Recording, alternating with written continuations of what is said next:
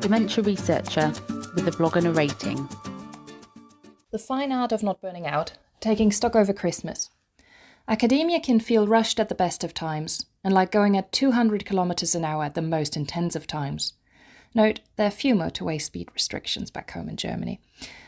Depending on your career stage, that can involve grant writing, papers, analysis, leading meetings and international projects, work trips, the most exciting bits of the job, presenting your work at conferences and seminars, a lot of public involvement, again, one of the best parts about my job, line management, providing feedback to your students and team members, writing.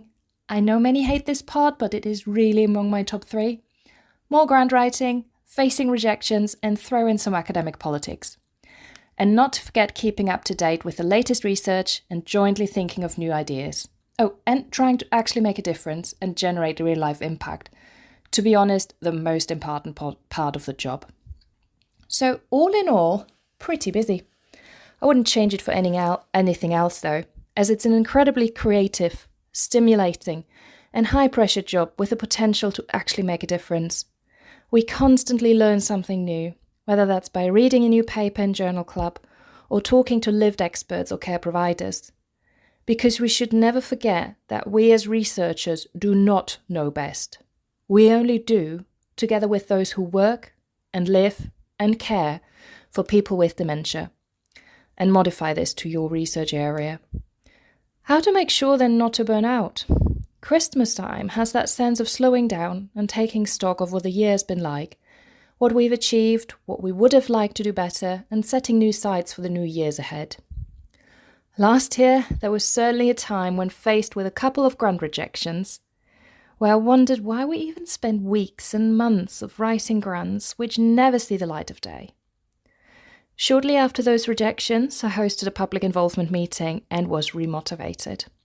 Yes, rejections can be painful and are always frustrating, but it's about just accepting that and trying to move on with any feedback you get, having a little break from an activity, and then getting back at it with fresh eyes and motivation. For me, it's all about trying to make a difference for those people with dementia, those that will live with it in the future, and those many carers, paid and unpaid, who feel their voices are just not heard. As a researcher, I feel I have at least a little opportunity to give those people a voice and try and give them an outlet so that they can feel empowered in trying to change something. So, when faced with another rejection, or a lot on my plate, that always is in the back of my mind. I make an extra effort to reach out to some of the now well-established and new public advisors and charities I work with and just have a chat. Removing yourself just for a little while from an activity or immense workload can certainly help putting things into perspective and keep that motivation up.